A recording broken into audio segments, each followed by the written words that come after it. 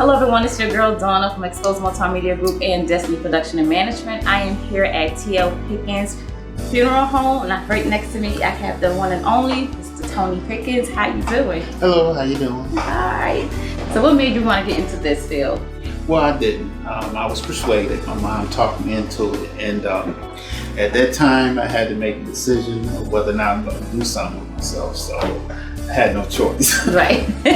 You're like, you're going to do something or you're going to get out that house, right? That's right. Either way, you're going to be on the street or you're going to be in here. Which one you want? That's right. So she talked me into it, and I went for it. So. Okay. Now, were you nervous or anything when you started it? Yeah, it was a little scary, because of death, and our people, we're scared of death. Right. And it's just the fear that we naturally have, and just to deal with families on a regular basis and stuff like that. I mean, it's not really a job; it's a lifestyle, right? And it's a lot involved. I like that. Not a job, it's a lifestyle. Yeah. I love that. Yeah. So, like, is it difficult to work with the families knowing that they lost a loved one? Yeah, that's the hardest part. A lot of times people think, you're working with dead bodies.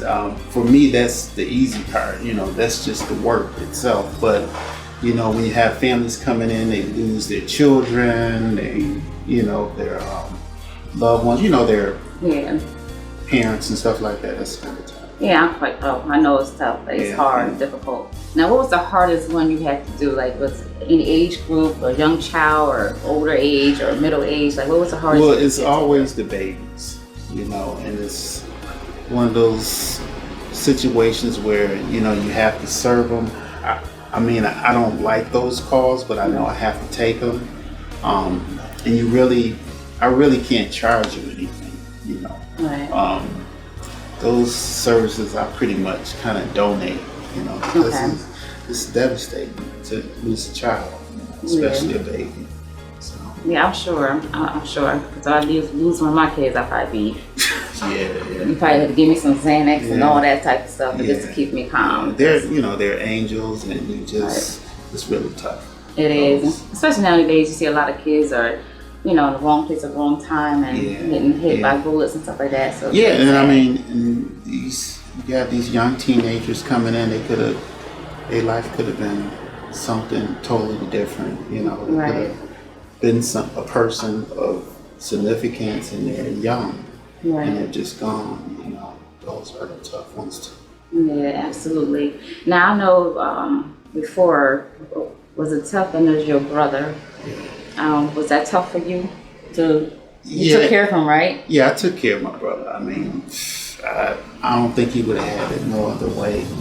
And I knew it was something that I had to do. It didn't bother me until I actually finished with him. And I was like, wow. This is my brother. Right. So, Now, how many phone calls do you get? Now, do you get the phone calls from the family members or from the hospitals? From the family members. Okay. Usually. Sometimes in nursing homes, if they're,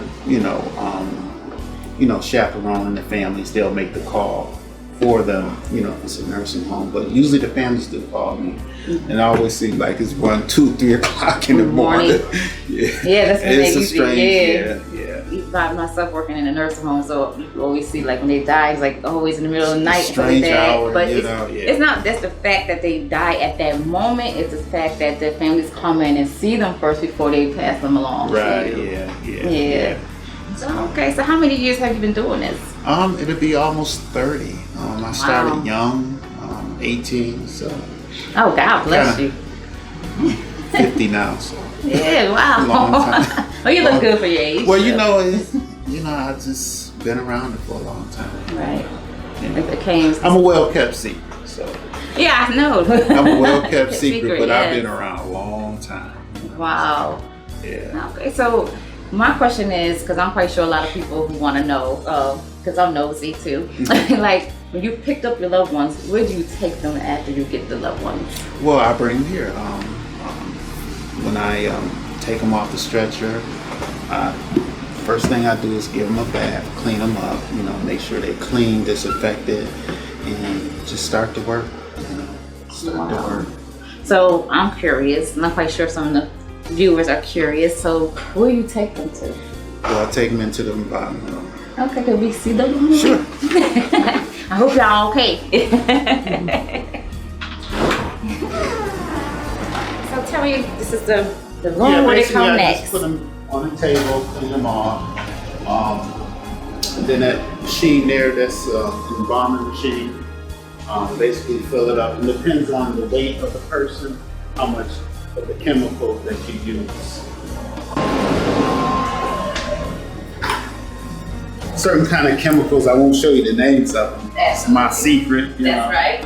But I fill the machine up and use various instruments.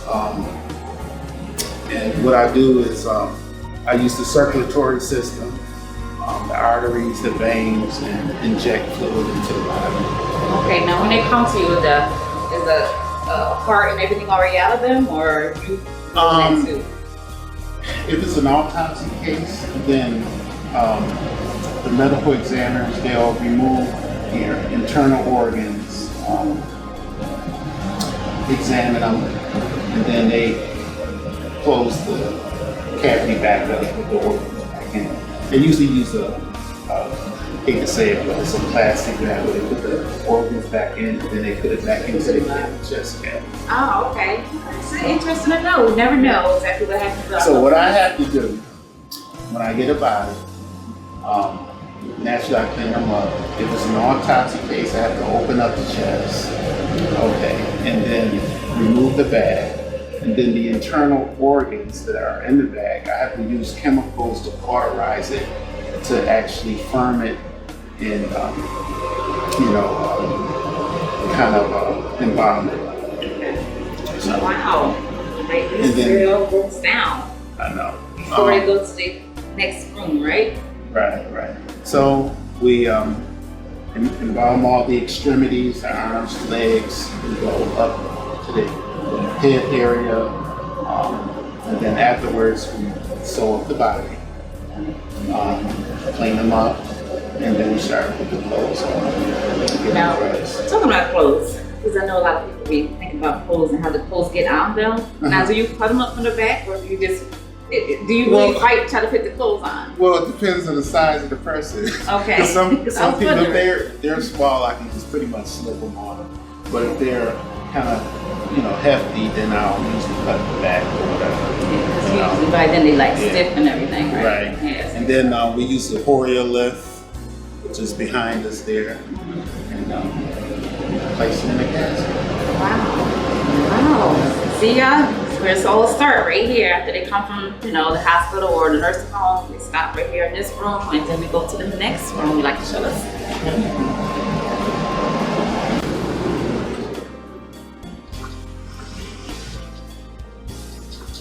Do those 18-hour shifts, 12-hour shifts. 12 and 16. Woo! How y'all do it? Mine doesn't matter. Oh my goodness. Well, this is the next room. After coming from that room, you come into this room where all said and done. So basically the casket sits on this, it's called a bier. The minister's here, and if we have an organist, we have the organ here. And this is everybody else, the chapel, that we sit and listen to what's going on, or the person singing, or come say your goodbyes and everything. Yes. Yeah. Now, do you take them to the the final rest in peace as well? Yes, absolutely. We get our pallbearers together and we lift the casket up, take it right out front. Now, you ever had any special orders, as in horse and all that? Several. Okay. Several. Is that more expensive than just a regular? Well, yeah, or? you have to pay for horses. I mean, yeah, I know. You gotta pay for the horses, because it's expensive just to move them. Right. Because you gotta feed them. Yeah, that's true. You gotta feed them and wash them while they're here. Wow. So is it really difficult when you have the horses? Well, yeah, because they have to maintain them, keep them cool, and wash them down and feed them. And it takes about 3, maybe a couple of hours to get them set for the funeral, and then after the funeral, it takes about another. Did you ever had in the midst of the funeral, they stop and don't want to move? No. Okay, no. good. That's a great thing. Yeah. Thank you. They're pretty well trained. So. Oh, that's good. Okay, so where can they find you, Tony? Well, 66 East Utica, between Maine and Michigan. Just gotta make that quick look to the right or left. You'll see me right there. Right. So we want to thank you so much for allowing us to come in here and interview you, because I'm quite sure a lot of people want to know exactly where their loved ones come to and how it's done, and before they lay down to their final rest in peace. So I thank you so much for allowing us to do that. Sure. Thank you. We'll see you soon, everyone. Right.